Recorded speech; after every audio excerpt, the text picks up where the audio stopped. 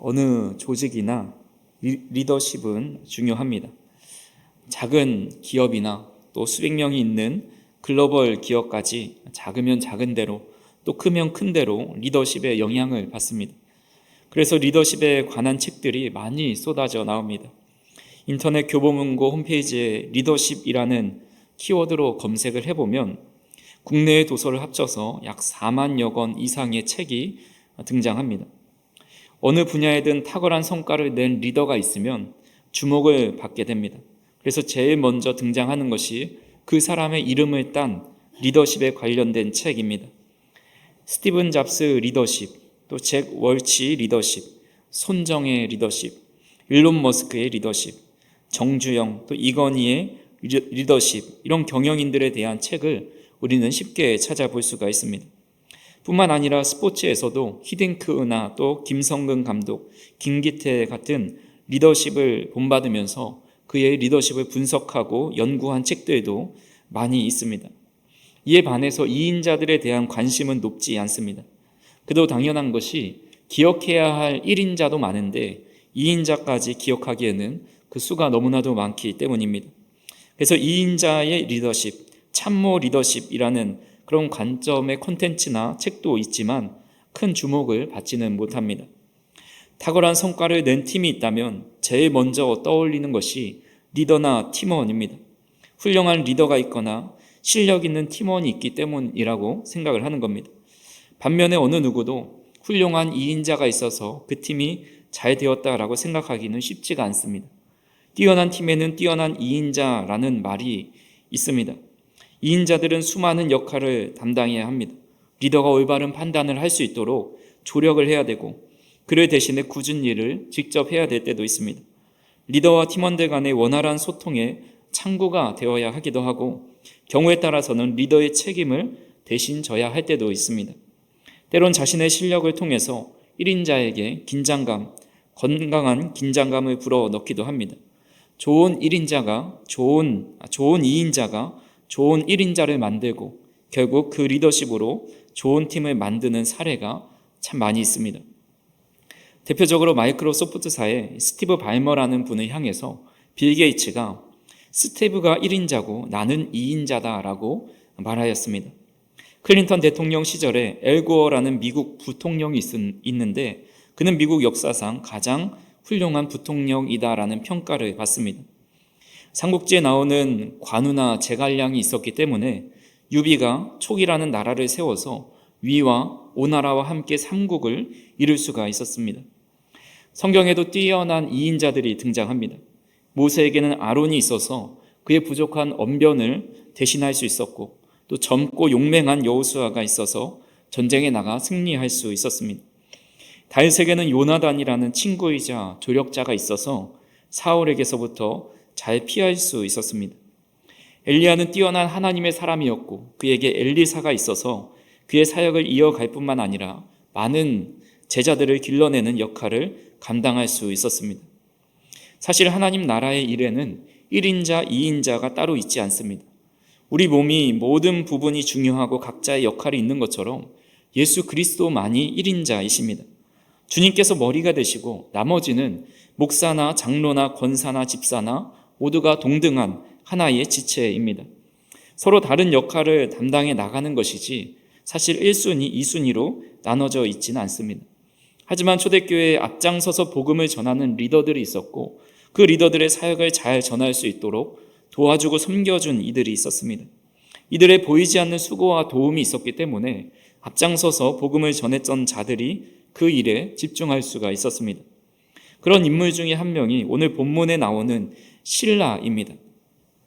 실라라는 이름은 그리스식 이름이고 그에게 라틴 이름이 있는데 그 이름은 실루아노입니다. 실라라는 이름의 뜻은 탄원하다라는 뜻을 가지고 있습니다. 베드로는 실라에 대해서 이렇게 소개합니다. 오늘 본문 말씀을 다시 한번 읽어보겠습니다. 내가 신실한 형제로 아는 실루아노로 말미암아 너희에게 간단히 써서 권하고 이것이 하나님의 참된 은혜임을 증언하노니 너희는 이 은혜에 굳게 서라. 이 신실하다라는 것은 믿을만하고 충실한 사람이다라는 의미입니다. 모든 관계 속에서 의지할 수 있고 또 모든 일을 정직하고 윤리적으로 행하는 사람을 말합니다. 실로아노는 바울과 전도 여행을 같이 하였고 또 베드로도 자신의 서신을 대필하게 하였습니다. 실라는 바울과 베드로보다는 잘 알려진 인물이 아니지만 그를 통해서 바울과 베드로는 더 큰 힘을 얻어서 복음 사역을 잘 감당할 수가 있었습니다. 그래서 오늘 본문을 통해서 실라의 신실한 모습에 대해서 함께 살펴보기를 원합니다. 첫 번째로 실라는 충성스러운 사람이었습니다. 베드로와 사도들을 통해서 예루살렘에 믿는 사람들이 많아졌고 교회에 믿는 사람들이 더해짐과 동시에 극심한 박해가 일어났습니다. 특히 7 집사 중에 한 명이었던 스데반이 순교한 이후에 박해는 더 극심해져서 초대교회 성도들은 예루살렘에 머물 수만은 없었습니다. 그래서 여러 지역으로 흩어집니다. 그때 구브로와 구레네 사람 몇 사람이 안디옥에 이르러서 복음을 전하게 되었는데 이때 유대인뿐만 아니라 헬라인, 그리스 사람에게도 복음을 전하자 놀라운 역사가 일어납니다. 사도행전 11장 20절에서 21절에 보시면 그 중에 구브로와 구레네 몇 사람이 안디옥에 이르러 헬라인에게도 말하여 주 예수를 전파하니 주의 손이 그들과 함께 하심에 수많은 사람들이 믿고 주께 돌아오더라. 예루살렘 교회에 이 소식을 듣게 됩니다. 정말 안디옥에 여러 사람들이 주님을 믿고 또 그 안에서 많은 역사가 일어났다라는 소식을 듣고 안디옥에 바나바를 보냅니다. 바나바는 다수에 머물고 있었던 바울을 데리고 와서 그곳에 큰 무리를 함께 가르칩니다. 사도행전 11장 25절에서 26절을 같이 한번 읽어보겠습니다. 바나바가 사울을 찾으러 다소에 가서 만남에 안디옥에 데리고 와서 둘이 교회에 1년간 모여 있어 큰 무리를 가르쳤고 제자들이 안디옥에서 비로소 그리스도인이라 일컬음을 받게 되었더라. 그래서 바울과 바나바를 통해서 1년간 말씀을 가르쳤을 때 그들이 그리스도인이라 일컬음을 받게 됩니다. 그래서 사도행전 11장을 기점으로 해서 유대인뿐만 아니라 이방인들에게도 복음이 전해졌고 사도 바울은 전도 여행을 다니면서 더 활발하게 복음 사역을 감당했습니다. 근데 문제는 예루살렘에 있었던 유대인 성도들에게 할례를 받지 않으면 그들은 우리와 같은 구원받은 그리스도인들이 아니다라는 그런 생각이 마음 가운데 있었다라는 겁니다. 사도행전 15장 1절 말씀해 보니까 어떤 사람들이 유대로부터 내려와서 형제들을 가르치되 너희가 모세의 법대로 할례를 받지 아니하면 능히 구원을 받지 못하리라 하니. 그러니까 유대인들 지도자들은 그들에게 복음을 전할 때 너희들은 반드시 할례를 받아야 구원을 받는다라고 가르쳤습니다. 그래서 할례를 받지 않고는 구원받은 하나님의 백성이 아니라는 선민 사상이 가득 차 있었던 그들 가운데 이제 그 할례를 받는 문제를 놓고 회의를 하게 되는 겁니다. 유대인들은 태어나면 8일 만에 할례를 받기 때문에 유대교에 있다가 그리스도교로 개종을 해도 문제가 없습니다. 하지만 이방인들은 할례를 행하지 않았기 때문에 그들이 구원을 받으려면 할례를 받아야 한다라는 생각하는 무리들에게 이 베드로와 사도 바울이 성령의 역사가 그들 가운데도 있으니 그들에게도 우리가 한 하나님을, 한 예수님을 섬기고 있는 한 공동체다라고 말을 하고 있습니다. 그래서 베드로는 이방인들에게 복음을 전하게 하시려고 우리를 택하지 않았느냐라고 설득을 하고 또 사도 바울도 이방인 중에서 행하신 표적이 내가 전도 여행을 다니면서 보니까 우리에게 행하신 표적과 일반 다르지 않다라고 말하면서 같은 하나님을 섬기고 있다라고 말을 합니다. 그래서 그 회의한 결과 이제 앞으로 할례를 받는 문제로 그들의 마음을 어렵게 하지 말자라고 결정을 합니다. 그리고 이 회의의 결과를 기록한 것을 편지로 적어서 문제가 되는 안디옥과 수리아와 길리기아에 있는 교회에게 전달을 하게 됩니다. 그때 4명을 선택해서 편지를 전달하게 하죠. 사도행전 15장 22절을 같이 한번 읽어보겠습니다. 이에 사도와 장로와 온 교회가 그 중에서 사람들을 택하여 바울과 바나바와 함께 안디옥으로 보내기를 결정하니 곧 형제 중에 인도자인 바사바라 하는 유다와 실라더라. 바울과 바나바와 함께 바사바라 하는 유다와 실라가 함께 택함을 받아서 이 중요한 회의의 결과를 전해주는 역할을 합니다. 오늘날에는 이메일이나 또 전화로 그 내용을 보내면 되지만 초대교회 당시 모든 전달 사항은 서신을 직접 가지고 가서 전달해야 했습니다. 중요한 서신일수록 믿을만하고 충직한 사람에게 맡겨야 중간에 유실되지 않고 또 어려움이 있을 때 도망치지 않고 목숨을 걸고 그 서신을 전달할 수 있습니다. 바울과 바나바는 이미 초대교회에 충성스럽기로 유명한 사람이었습니다. 하지만 신라는 본 구절에 처음 등장하는데 이 첫 등장부터 아주 중요한 임무를 부여받게 됩니다. 이것은 이미 그의 이름이 거론되기 전부터 초대교회에 충성스럽고 또 신뢰할 만한 인물이었다라는 것을 간접적으로 알려줍니다. 사도 바울은 디모데전서 1장 12절에 나를 능하게 하신 그리스도 예수 우리 주께 내가 감사함은 나를 충성되이 여겨 내게 직분을 맡기심이니 라고 고백을 합니다. 바울이 주님께서 나를 충성되게 여기셔서 사도의 직분을 맡기셨다고 고백을 합니다. 초대교회의 집사로 세울 때도 요구되는 것이 바로 충성입니다. 디모데전서 3장 11절 같이 한번 읽어보겠습니다. 여자들도 이와 같이 정숙하고 무함하지 아니하며 절제하며 모든 일에 충성된 자라야 할지니라. 하나님의 일꾼을 뽑을 때도 요구되는 것 중에 하나가 충성입니다. 디모데후서 2장 2절 같이 한번 읽어보겠습니다. 또 내가 많은 증인 앞에서 내게 들은 바를 충성된 사람들에게 부탁하라. 그들이 또 다른 사람들을 가르칠 수 있으리라. 예수님께서도 작은 것에 충성된 사람이 큰 것에 충성되어서 큰 것을 맡길 수 있다라고 하신 것처럼 신라는 자신이 맡은 것에 늘 충성스러운 사람이었고 그 사람들의 그의 충성스러움을 보고 신뢰하면서 정말 중요한 그 서신을 맡길 수 있었다라는 것입니다. 하나님께서는 하나님의 일을 믿고 맡기시는 그 기준 중에 하나가 바로 하나님께 충성하는 사람입니다. 아무리 뛰어난 재능과 능력을 가지고 있다 할지라도 충성스럽지 않으면 그 재능을 맡겨주신 일을 위해서 사용하지 않습니다. 조금만 어려움이 오고 자신이 위협되는 일이 있으면 그 임무를 버리고 도망칩니다. 모든 일들이 잘 되었을 때 충성스럽지 않은 사람은 그 공을 자신에게 돌립니다. 하지만 정말 충성스러운 사람은 자신의 주인이 영광받기를 원하면서 자신이 한 일을 다 하나님 앞에 올려드립니다. 우리가 이후에 살펴보겠지만 신라는 편지를 전하는 일뿐만 아니라 사도 바울에 부탁하는 일들, 또 하나님께서 기뻐하시는 일들을 충성스럽게 감당하였고 그로 인해서 초대교회가 든든히 서가게 되는 한 이유가 되었습니다. 그렇게 오늘 우리도 하나님께서 맡겨주신 일이라면 그것이 큰 일이든 작은 일이든 충성스럽게 감당하는 저 어린 성도님들이 되기를 간절히 소망합니다. 두 번째로 신라는 최선을 다해 복음을 전하는 사람입니다. 바울과 바나바 또 유다와 신라가 편지를 들고 안디옥으로 가는데 이것은 결코 쉬운 걸음이 아닙니다. 신라가 이 편지를 들고 간 안디옥은 지도를 하나 준비했는데요. 예루살렘에서 안디옥까지 직선거리로 약 480km 떨어진 길입니다. 구글로 이렇게 도로를 따라 검색을 해보면 900km가 넘는 길을 지나가야 그 예루살렘에서 안디옥까지 이를 수가 있습니다. 유럽의 산티아고 순례길은 많은 사람들에게 인기를 주는 여행지입니다. 그 중에 대표적인 순례길이 프랑스 길입니다. 다양한 지형과 풍부한 역사적 유산을 경험할 수 있는데 그 거리가 약 800km에 달합니다. 이것을 완주하는 데 일반적으로 30일에서 35일이 소요됩니다.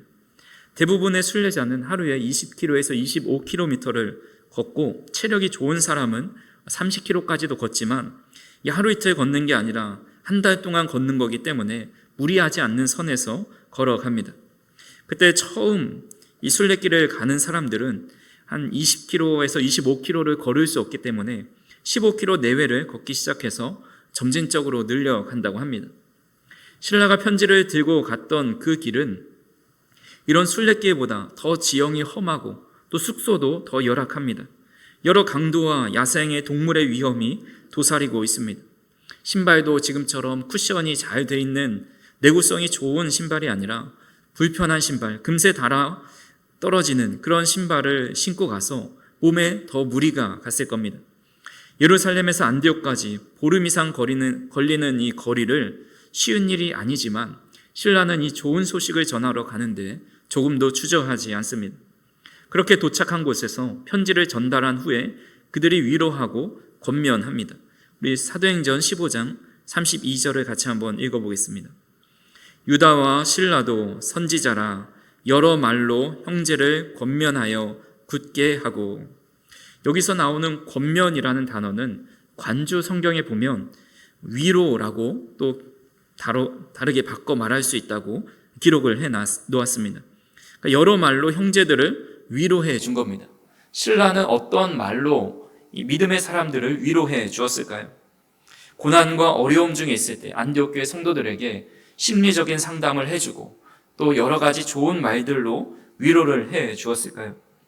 방금 읽은 구절에 보면 신라가 선지자임을 밝히고 있습니다. 선지자는 하나님의 말씀을 듣고 그대로 대언하는 사람입니다.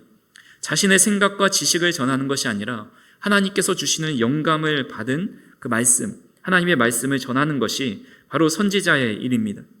본문에 나온 이 권면도 영감을 받은 하나님의 말씀을 전하는 그런 의미가 담겨져 있습니다. 그러니까 신라는 이 선지자의 주된 사역인 성령의 영감 가운데 하나님의 말씀, 즉 복음으로 사람들을 권면하며 그들의 마음을 굳게 하였다라는 겁니다. 이후에 신라는 바울과 2차 전도 여행을 떠나게 되는데 그들이 빌립보 감옥에 갇히게 됩니다. 그때 그들이 우리가 왜 복음을 전하다가 이런 고초를 당해야 될까? 원망하거나 불평한 것이 아니라 하나님을 찬송합니다. 그러자 옥문이 열렸고 간수들이 죄인들이 도망할까 봐 자살하려고 하자 그들에게 복음을 전하고 세례를 베풀어 줍니다. 바울과 신라는 감옥에 있을 때에도 기회만 있으면 복음을 전하는 삶을 살았습니다. 우리가 살아가는 시대는 복음을 거부하는 시대입니다. 초대교회 당시에는 노골적으로 핍박을 하면서 복음을 거부했다고 한다면 요즘 시대는 무관심으로 복음을 거부합니다. 어떤 교회에서 새신자 초청 잔치를 했습니다. 프로그램 맨 마지막에 새로운 분들을 위해서 경품 추첨을 했습니다. 그때 성도님들이 많이 후원을 해주셔서 지갑이나 가방, 또 자전거, 휴대폰, 태블릿, 또 TV 이런 것들을 기증해 주셔서 경품으로 많이 나왔다고 합니다. 그 교회 목사님도 내가 새신자들을 위해서 어떤 선물을 내놓을까 이런 고민을 하다가 본인이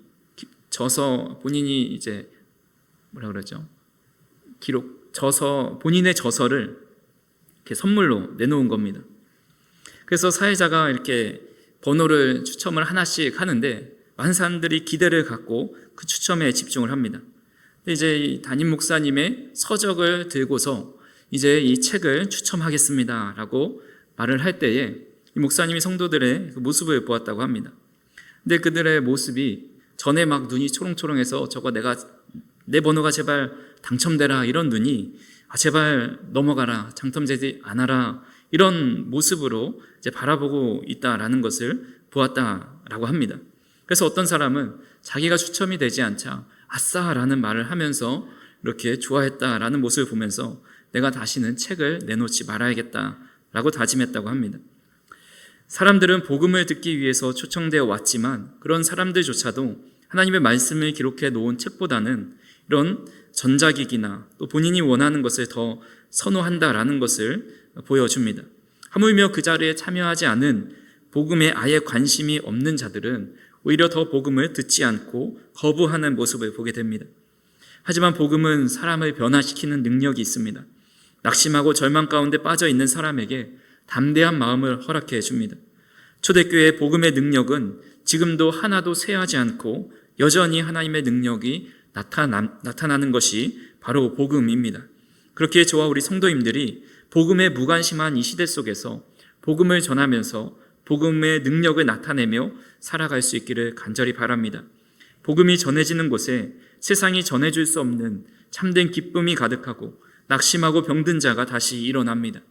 복음을 듣지 않으니 주눅드는 것이 아니라 오히려 이 어려운 시대 속에 내가 이 세상에 기쁨을 주고 능력을 전해준다라는 담대한 마음을 가지고 복음을 전하는 일에 최선을 다하며 살아가는 저와 우리 성도님들이 되기를 간절히 소망합니다.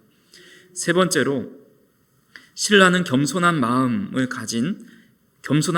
동역하는 사람이었습니다. 성경에서 보면 실라가 단독으로 사역한 기록은 기록되어 있지 않습니다. 바울과 베드로, 디모데와 같이 우리가 잘 알고 있는 지도자를 잘 섬기면서 동역하며 사역하였습니다. 사도 바울이 2차 전도 여행을 떠날 때에 바나바와 큰 다툼이 일어납니다.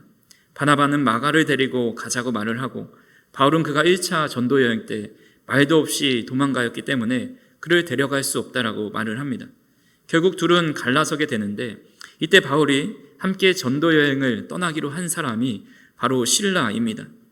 이후에 바울과 어떤 트러블이 있었다라는 내용 없이 바울을 끝까지 도와 전도 여행을 하였습니다.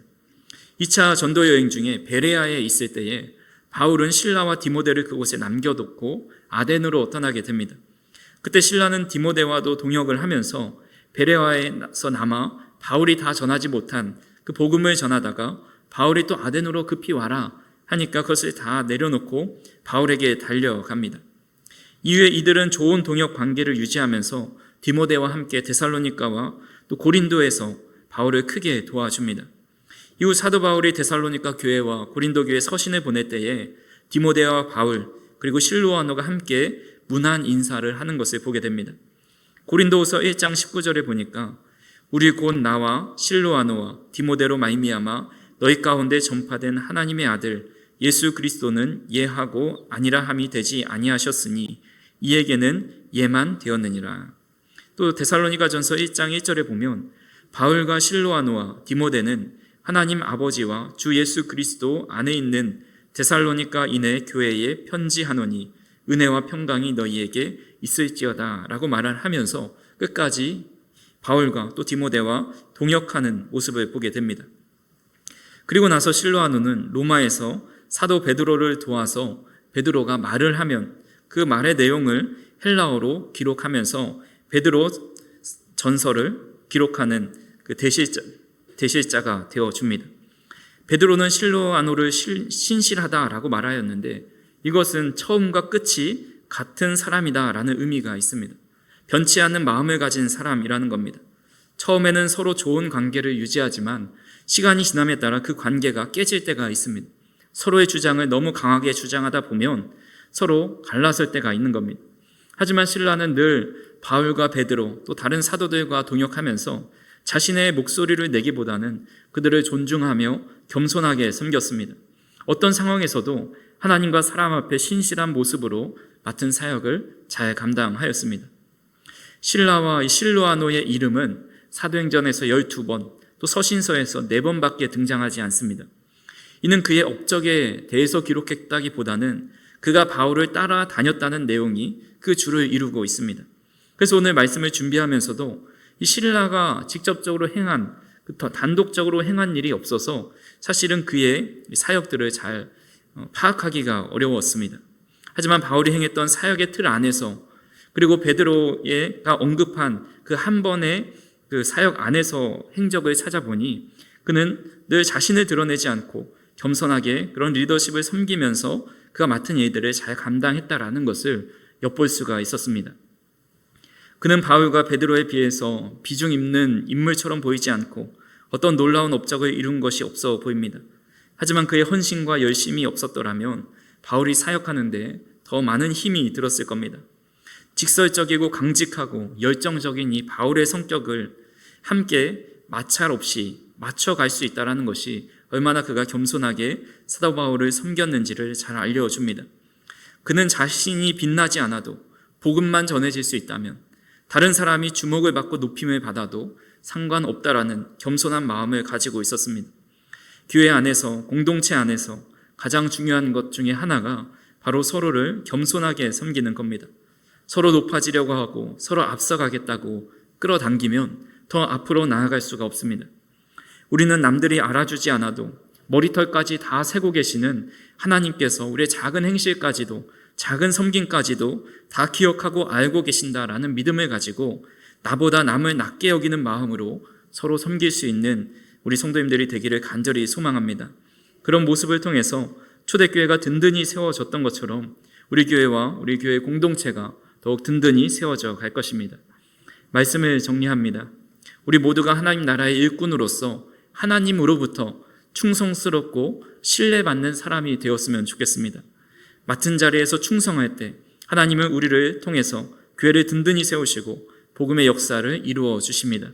우리 모두가 하나님께서 신실한 형제라고 소개할 수 있는 그런 믿음의 사람들이 다 되실 수 있기를 주님의 이름으로 축원합니다.